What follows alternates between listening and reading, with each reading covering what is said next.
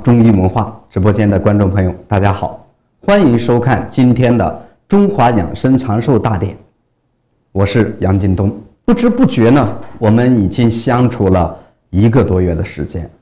相处的这段时间呢，我的感触特别多。工作方面呢，也确实很辛苦。为了让大家都能够听得懂我讲的内容，我几乎每天晚上都要忙到半夜以后才能睡觉。虽然很辛苦，但让我欣慰的是我也得到了许多的回报。有很多的老人家呢，都纷纷的写来感谢信，还有我的工作人员递来了一些感恩的话。有很多人反映说，我们的栏目做得好，能学到很多新的健康知识，同时在栏目中也让他们明白了，以前在健康保健的路上确实走了很多弯路，花了冤枉钱。真的很希望这个栏目能一直的办下去。昨天呢，我又收到了很多的朋友们服用完顾方化方以后的反馈信息。那么在这里呢，我还是给大家先挑几个比较典型的病例来做一下分享，好吧？那么首先呢，是来自湖北宜昌的学员给我们助理号发信息，是这么说的：亲爱的杨教授您好，助理您好，我叫赵秀平，今年69岁。我呢就是典型的一体多病，我每天吃药都能吃个半饱，太多的药了，不吃呢又不行。我高血压18年，高血糖12年，类风湿痛风也有20来年了。4年前呢，我还得过一次脑梗。养生讲座我听了不少，但是感觉您讲的和其他人讲的不一样。分析中医养生方面呢，非常的专业，很透彻。说话呢也听着特别的实在，特别感谢你。我身上有这么多的病，我最担心的就是会偏瘫。几年前那次犯脑梗是轻微的，对生活影响不大。可是医生也嘱咐我了，最担心就是再次发病。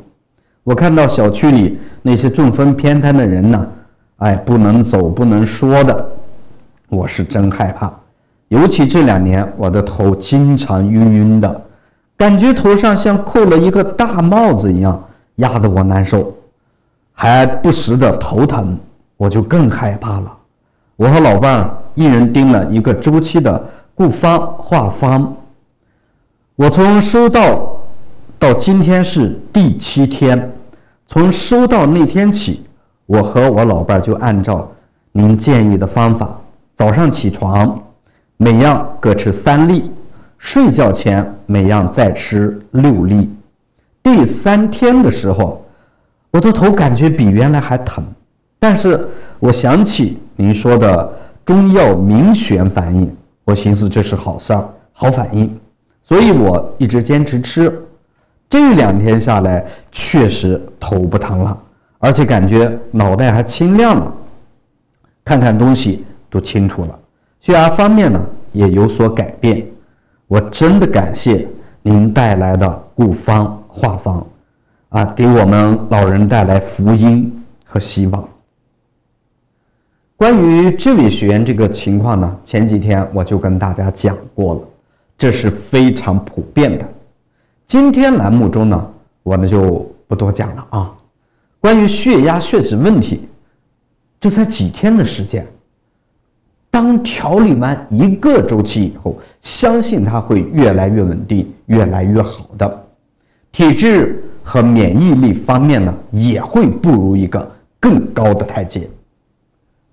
那么还有就是呢，来自陕西宝鸡市渭滨区的一位学员，他给我助理号发来微信，是这样说的：杨教授您好，您辛苦了，我叫罗天明，今年72岁，我有家族遗传性高血压、心脏病。我哥哥50多岁时死于心梗，从发病到死亡只有几分钟这让我非常害怕。所以这些年我一直在保养，吃了很多药，也吃了很多保健品。我和我老伴儿一年吃保健品就要10几万。去年我有一次半夜心慌得很严重，女儿呢连忙把我送到医院。医生跟我讲，保健品是不能乱吃的，尤其是不能吃太杂。所以现在很多保健品我都不敢吃了。自从听了您的养生课，觉得您讲的非常专业，很透彻，所以我相信你。您推荐的顾方化方呢，我也收到了。我还专门拍照给我苏州的一个老战友，他说这个顾方化方呢，确实是好东西，他在当地都得托关系啊才能买到，让我放心吃。这几天吃完以后呢，觉得确实不一样。以前心慌心悸，尤其是晚上睡觉前出盗汗这种情况呢，都有了好转。特别感谢您杨教授，这次给我们带来了这么好的药食同源的产品，我一定会坚持用，因为我定了1个疗程的量。您建议我先用2个周期再给我开1人1方的药方子，我真的非常的感动。只要栏目一直办下去，我就会一直收看。祝您身体健康，阖家幸福。非常感谢这位朋友的祝福，您的支持就是我的动力我呢也会坚定信心，把咱们这个栏目越办越好。还是那句话，您别的产品都可以不吃，但是顾方化方作为一个基础调理，咱们必须要吃上，把地基打好。你会发现越吃，你的身体和体质就会越来越好。那么这里呢还有一位来自大连叫雪秀琴的学员给我助理号发信息说，杨教授您好，我糖尿病15年了，血糖最高的时候能达到20个毫摩尔我的眼睛已经出现了糖尿病并发症了，晚上做梦我都能梦到眼睛瞎了，特别害怕。所以我非常注重血糖的控制。您讲的偏方呢，我认真记下了。顾方化方呢，我也收到了。我是一个比较较真的人，我服用的第1天就去测了血糖，昨天我又去测了一次，没想到几天下来，血糖值下降了4个毫摩尔，我太开心了，我特别的惊奇也真正感受到这2个方子是实实在在对我们身体有调理效果所以我代表全体的中老年朋友感谢您那么说真的，每天读到这些信息的时候，我是打心眼里开心每天都有这么多的好朋友通过服用化方顾方，身体呢得到了好转，获得了健康。那么这种成就感、自豪感真的是难以用语言来表达。那么再次感谢大家对我的支持和信任。时间关系呢，我们就先分享这么多。那么在上次的直播间，我跟大家聊到了这个肺上的疾病。那么今天呢，我们接着上期再聊。这几天呢，我们会把咱们在五脏、肝、心、脾、肺、肾都会笼统的跟大家聊一下。就比方说这段时间很多朋友咨询我关于鼻炎怎么调理这个问题，其实就跟肺有关。你看现在得鼻炎的人很多，那鼻炎是如何形成的呢？我们又该如何预防和调理呢？中医五行里讲肺开窍于鼻，炎怎么写？2个火，就是鼻子里有火了。鼻子里哪来的火呢？就是肺上的火。鼻子里热，里面越热，相对外面越凉。每天流涕不止啊，这叫鼻炎。怎么调整呢？首先，绝对不能吃辣椒哦。第二步，每天晚上睡觉前吃生拌白萝卜。三，白天没事呢，多搓搓裂雀穴。一般1到2个月，不超过3个月鼻炎慢慢就好了。如果病情特别严重的，再加上刺血的方法，就在鼻尖上每次扎一针，挤出1-20滴血，很快呢鼻炎就好了。还有我们几乎每个人都有打过呼噜的经历，对吧？甚至有的人呢，可能长年累月打呼噜。随着年龄的增长，打呼噜这种现象越来越严重。打呼噜究竟是病，还只是一种习惯呢？那么在这里我郑重地告诉大家，打呼噜是一种病态。那么我们又该如何调理呢？现在咱们分析一下打呼噜是怎么回事。我们都知道，我们呼吸靠什么呢？靠的是鼻子或者是嘴巴空气通过这个气道进入到我们的肺里，然后通过这个气道再呼出去。如果这个气道慢慢越来越窄，可是我们的呼吸量没有变吧？是不是就容易发生气息不畅的现象呢？这样呢，就开始打呼噜了。为什么睡觉的时候打呼噜呢？因为人睡觉的时候，机体代谢都慢下来了，血液循环也会跟着慢下来。那么血液循环越快，散热就越快。那血液循环慢，热是不是就散不出去了？热是不是就会从咱们的气窍出去？那么热要堵在这儿我们的这个气道变窄甚至不通，呼吸的时候就会产生摩擦，打呼噜就开始了。你看西医用什么办法治疗这种病呢？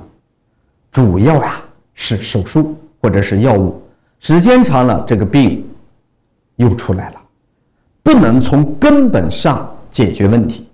现在大家应该理解了，就是您的鼻咽里头膨胀了，堵住了，我们想办法别让它堵住，让它保持通畅就好了。从中医五脏与五官的对应关系来看，肺开窍于鼻，鼻咽膨胀这是个症状，它的因在哪呢？就是肺热。肺热又打哪来的呢？还是肝，就是前面讲过的肝火犯肺。病因找到了，解决办法呢就相应出来了嘛。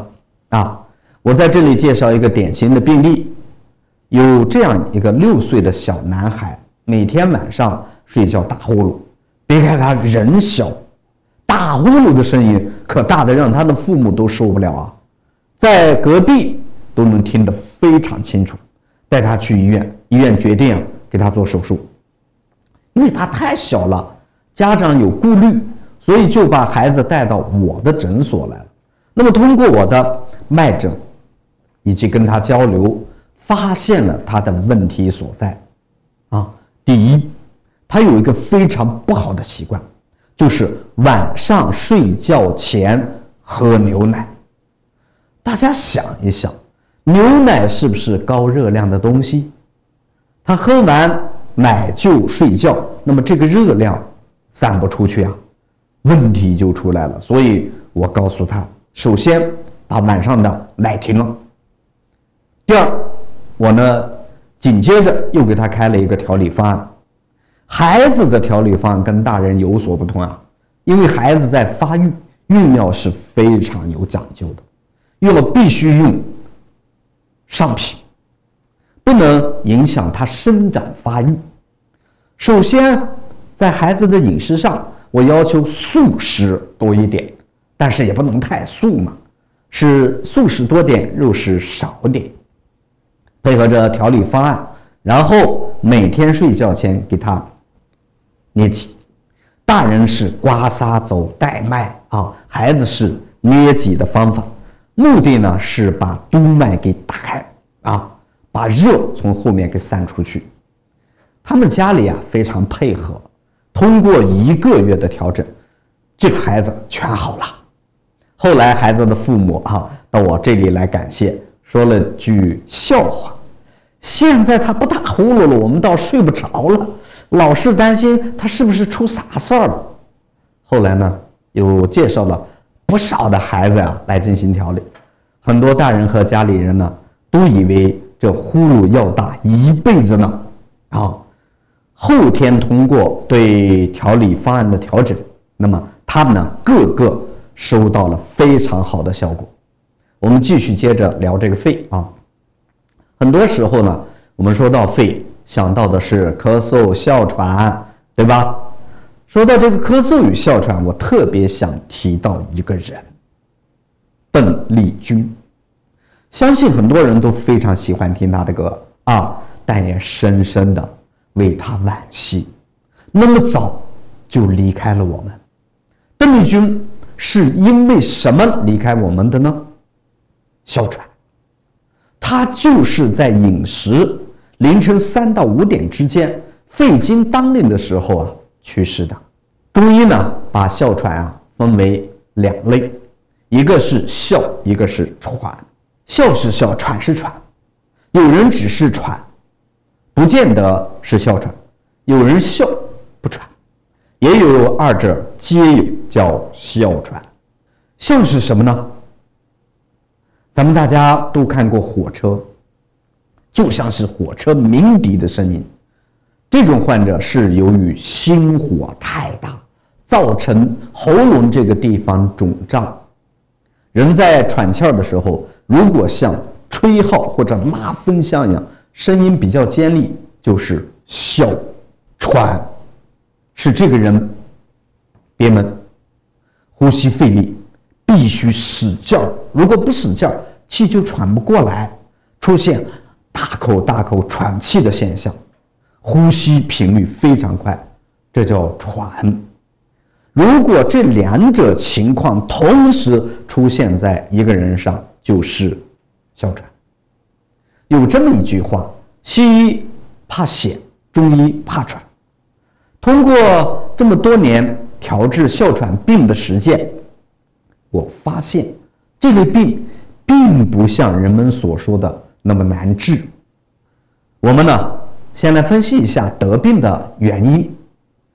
大多数哮喘患者都有一个共同的问题，就是严重的便秘。大家想一想，如果大便不通，这个热能从哪排出去？只能从上面排。如果上头过热，呼吸道、鼻腔、口腔软组织是不是肿胀呀？如果肿胀还憋在一个小口里呼吸，氧气是不是就不够用了？是不是就会出现憋闷的现象？那么憋闷呢，人自然不自然的就会使劲的呼吸来满足身体的需要。针对这个问题，对策就有了。它的病因在哪呢？就是心肝肺热。心开窍于咽，肺开窍于鼻，心肺在这块那么心肺督热，中医上叫上焦热。那么心肺为什么热呢？就是肝火犯肺，肺热，肺主大肠，便秘，这不就出来了吗？肺主大肠，大家知道，大肠是吸水的，大肠没水了，大便就干燥了。大肠为什么没水了呢？肺是调水道的，大肠缺水，肺肯定缺水，肺就热就胀，肺一热，心也不凉了。心热，心开窍于咽，嗓子就会肿大，这样出现了哮喘的症状。这人体5脏是一个整体你一个地方不好，就发生了连锁反应。所以身边有哮喘的朋友，大家记住一件事儿，就是通大便只要大便一通了啊，这个病就好一半了。那么便秘的患者，我说过，每天晚上呢可以吃点白萝卜，但是记好啊，白萝卜生吃是润肺的，熟吃是润肠的。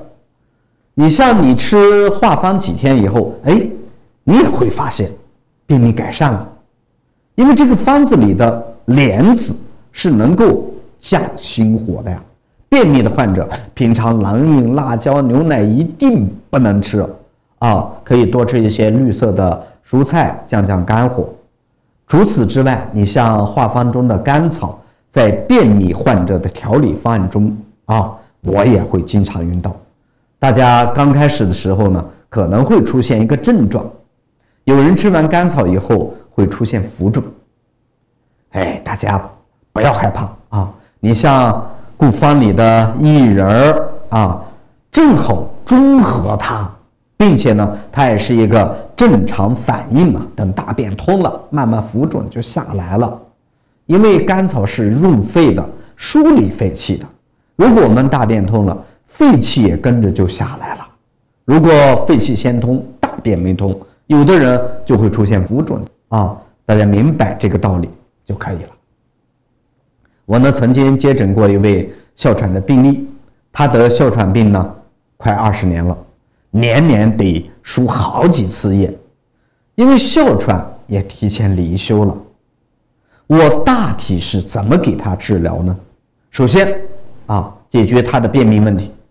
前面我强调过，患者便秘时间比较长，年龄偏大，50多岁了，所以我给他的调理方案呢，还是我刚才说的调理方案。但是呢，有一点，就是晚上绝对不让他吃肉和油，就是重塑。通过不到1个月的调整他的大便通畅了，因为他住的离我们医院呢比较近，就可以随时过来。那么他的大便通了以后呢，我们就用中医的手法去帮他调理。怎么调呢？也就是我总跟大家说的刮痧，给他主要走的是上焦并配针灸，一个是针灸太冲穴另一个是列缺穴。就是在刮痧的时候呢，把针配合扎上，3针配刮一条经络，经过呢不到3个月，病就彻底治好了，一点都不喘了。那么通过我们近2到3年的追踪呢，到目前为止他跟正常人一样，一点都没有再反复。还有不久前有一个小女孩，出生不到100天嘛，医院诊断为哮喘，天天去输液。根据她的情况，因为不到100天，没法给她吃这些东西，咋办呢？她可以喝绿豆水，我们就让家人每天拿2两绿豆熬水，白天让她当水喝，每天下午5点以后不许她喝奶了，喝米汤、小米熬的浓汤，然后给他刺血放血。放哪儿呢？放2只脚的第1、第2脚趾，仅用了3天，哮喘就没有了，就完全好了。通过我们连续几个月的追踪回访呢，确认一点问题都没了。其实咱们人身体出现各种各样的状况，和我们平时的这个饮食和生活习惯都有很大的关系。只要把不良的这些生活习惯给它调整过来，病症都会渐渐的好起来的。那么我们呢，接着来说喘。大家认真记一下喘呢又分2种，一个是肺里头引起的喘，它的症状就跟哮喘差不多，但没有刚才的那些个原因，就是这种呼哧带喘，没有痰这是干喘。这种情况也跟前面的病例差不多。当我们前面基础做好调理以后，想要达到治病的效果，单单只靠调理肯定是不行的。调理只是干嘛呢？只是在打基础。想要把病治好，肯定还是需要一人一方的药来进行治疗。治疗个半个月、1个月，你病症好了以后呢，再配合刮痧，晚上吃白萝卜，经常搓这个列雀，晚上别吃油和肉，就以素食为主，再搭配固方、化方，再来巩固调理，也就几个月，这个病就彻底痊愈了，是这么一个过程，大家明白吗？那我呢，再给大家举一个我曾经治疗过的患者，他呢是个修飞机的机械师由于他夏天修完飞机比较热嘛，然后拿冷水洗澡就着凉感冒了。感冒以后去输液，结果呢越治越厉害，竟成了哮喘了。根据他的实际情况，我认为他不是哮喘，而是一些药物引起来的，也就是药物的副作用。我是怎么给他调的呢？首先给他用的还是固方，因为它是药物引起来的副作用。固方先来健脾养胃，强化心肝肾，先来提高肝脏解毒、排泄、代谢的功能作用。晚上呢，我让他以柿子椒和紫甘蓝为主。为什么吃柿子椒和紫甘蓝？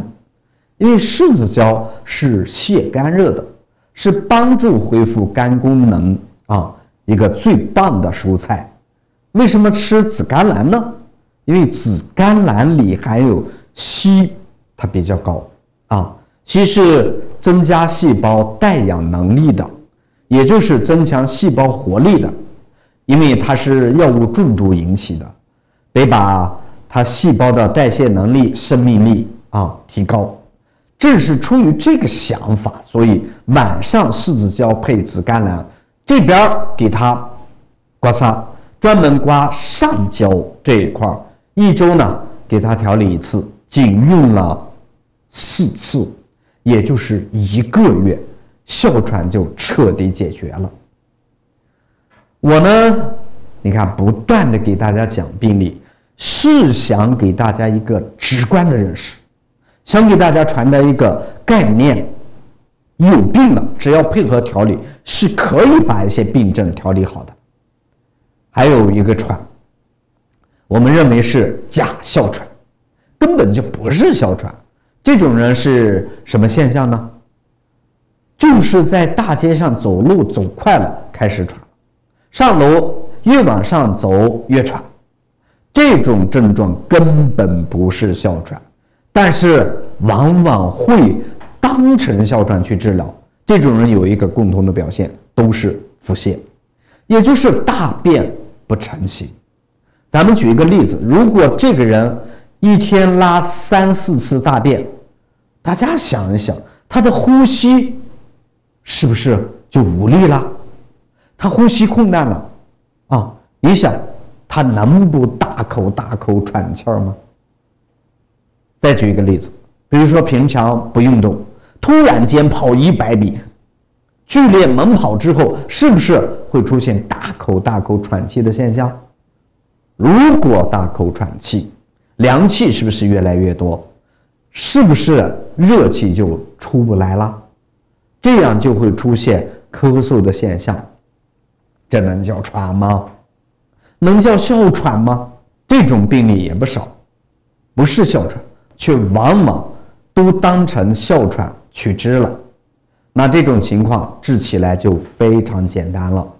它的原因就是由于他老排便底气不足，上头循环不畅。咱们中医讲肝克脾脾克肾，肝克脾不养肺了，因为肝是木，脾是土，土克木，土是生金的，土被克了，金也就生不了了。肝克脾不养肺，造成肺里的气不足，他就得大口呼吸，就是我们所说的上热下寒症，上面火下面寒。这种病例怎么治呢？不难哦。首先给他调脾，也就是我们所说的中焦不通。这样的患者，我会先用固方来健脾养胃，固补元气，元气足了，基础调理好了，后面呢，我再给他开专门针对解决他病的一人一方的药方子。这个药方一用啊，一般10天左右就会痊愈了。以后的调养过程当中呢，我也建议他，晚上呢吃点蔬菜，多吃点白萝卜，让气往下走，然后刮痧刮带脉这个位置啊。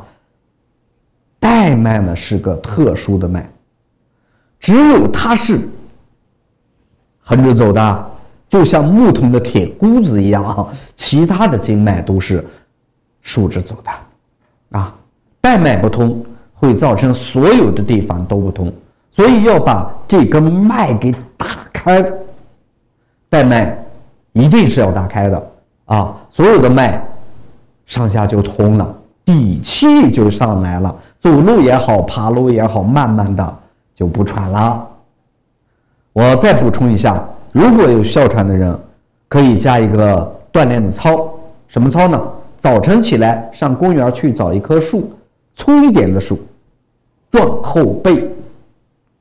那么大家做这个操的时候呢，一定要量力而行，逐渐的在加量。那么在锻炼的同时，一定要注意安全哦，轻轻撞后背，通过撞击来增加您的肺活量。记住啊，如果你痰太多的话，也可以在白萝卜里面加一点朱砂。朱砂是干嘛的？是凉血的，化痰的。加朱砂一定要适量，不要多吃啊。一般1天1次，就是晚上吃白萝卜的时候啊，加1到2勺。什么勺呢？掏耳朵的掏耳勺，可不是咱吃饭的汤勺啊。慢慢的痰就没了，痰没了，人就舒服了。不过呢，说起哮喘，我们就不得不提到咳嗽。很多人并不是十分清楚咳嗽与哮喘的区别在哪里。咱们以自然界为例，冷空气和热空气一相遇，如果互相温差不大，顺了就是下雨。如果它俩温差太大，顶在一起，互不相容，是不是就会形成强对流的天气啊？在我们人体这儿就是咳嗽。那风是怎么来的呢？雨是怎么来的呢？都是冷空气跟热空气相遇形成的对流。如果我们肺老是那么热，肺越热，相对外头呢就越凉，它俩的这个温差太大了，融不到一块了，最后到一定程度，它就显现出来啊，就是咱们所说的咳嗽。我们说咳嗽的病人有一个很明显的现象，他什么时候咳嗽最厉害呢？是不是夜里和早晨这2个时间咳嗽的厉害？这就跟子午流注又对上了。我一直在讲，这类病都是肝火犯肺，肝是凌晨1到3点，肺是3到5点。肝肺是夜里代谢能力最旺的，那么往往夜里的温度是最低的，所以这就是夜里咳嗽最厉害的原因。你看，我们人偶尔咳嗽一下没什么，要是老咳嗽，就说明身体出现状况了。那该怎么来调呢？很简单，跟前面的差不多。细心的朋友可能心里就会产生一些疑问，为什么很多病的调理方法都差不多呀？真的会有那么大的作用吗？就这个疑问，我想说的是，因为很多病症都是因为肝肺引起来的，所以调理的方子也多少呀有点大同小异。了解中医的人都知道一个说法，叫异病同治，不同的病可以用同一个方子治啊，同病异治，同一个病也可以用不同的方子来治。有人肺热式咳嗽啊，有人肺热式皮炎，有人肺热式鼻炎，走的路不一样，所以要想治病的话，还是要根据你的病症、病因，给你开出来解决你病理的方子啊，这叫什么呢？这叫一人一病一症一方，这就不是基础调理你的身体了。那么这个呢，可就是真真正正给你治病喽。但是要治病的话，我们肯定要四诊合一，而不是根据你的症状给你乱开药。那么这样做是极其不负责任的啊！这也不是我们当医生该做的事儿。所以调理是调理，针对性治病是治病。这个呢，我一定得跟大家呢讲清楚。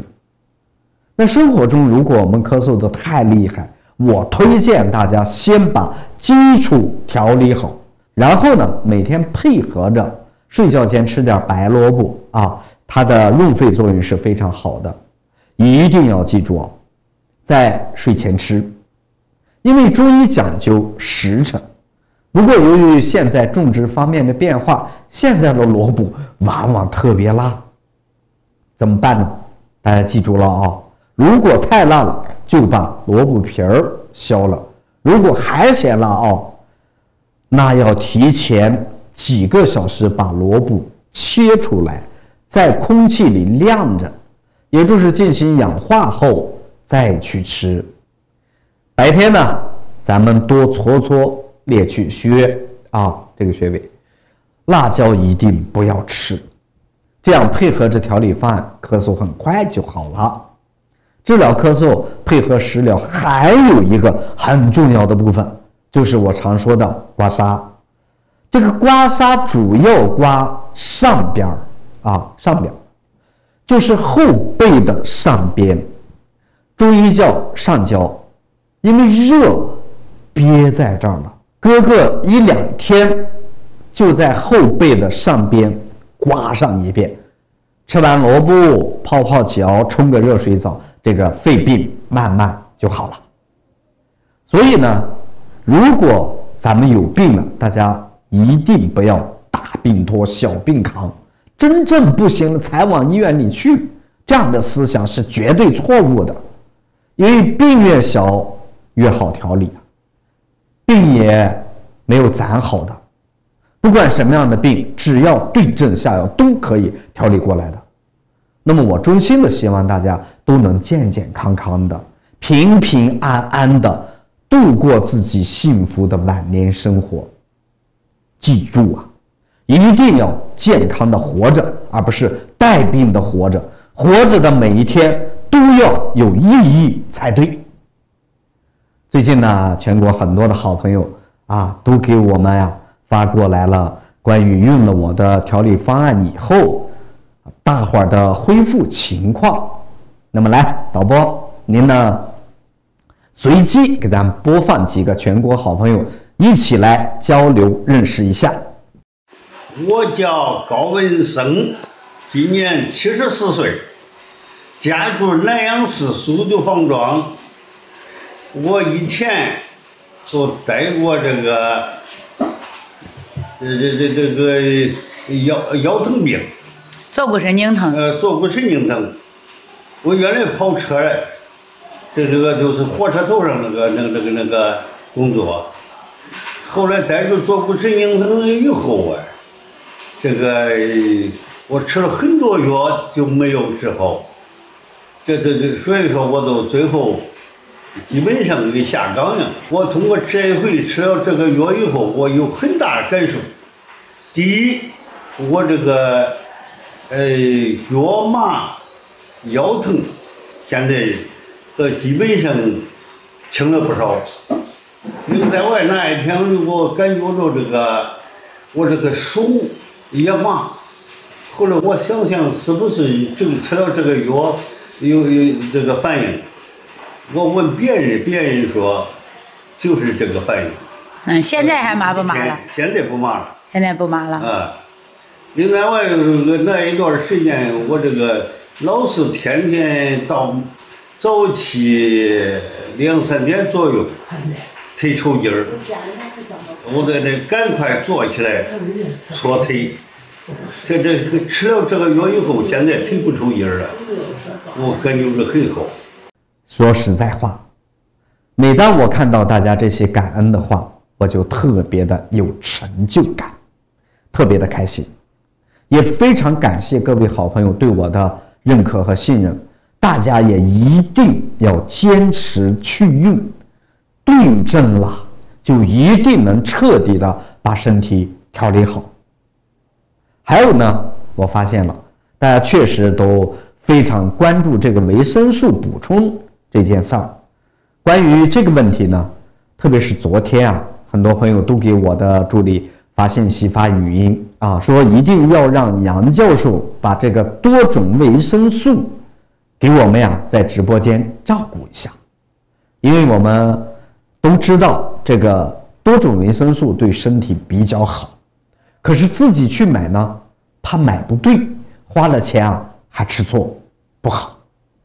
也有的说杨教授吃的这个多种维生素肯定好，医院卖的啊吃着也放心啊，一定让杨教授给我们在直播间啊卖上点。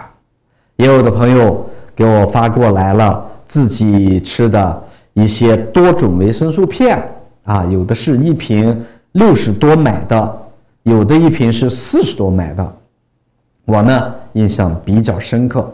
还有一个是100多买的，等等，什么价位的都有，让我帮忙看看行不行？已经花钱买了的，您就一定要吃完，咱不能浪费。